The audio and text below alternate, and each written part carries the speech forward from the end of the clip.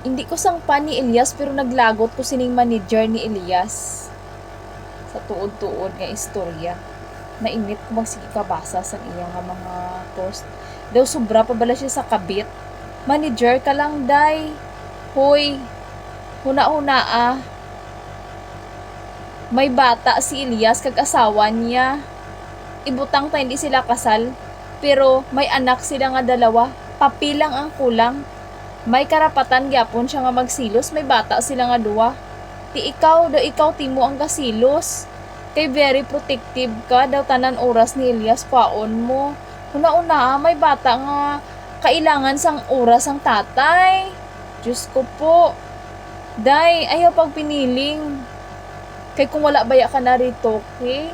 Mas gwapa baya ang asawa ni Elias sa imo. Una-una ah.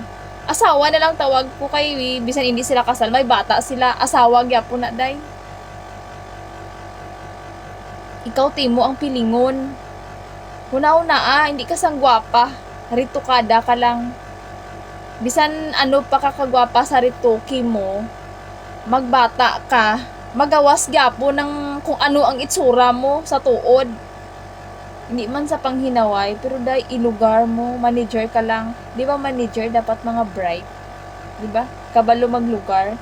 Daw, ano mo abi, daw idalok mo abi ang tanan nga oras ni Elias sa iya nga pamilya.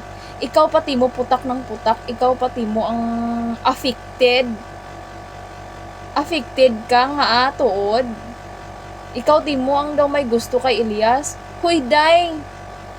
Hindi naman nasang obligasyon ni Elias magtaod sang garland sa imo mag-graduate ka. Birthday pa niya, dapat kinhatag mo ang time niya para sa pamilya niya, mag-celebrate sang pamilya niya. Pero ginkuha mo pa para magtaod sang garland sa imo. Idi wow, kakuyaw. Diba? Hindi naman nasang obligasyon ni Elias nga magtaod. Ano gusto mo nang para masikat ka or may pagnanasa kay Elias? Dahil matuto kang maglugar, pareha sa imong itsura.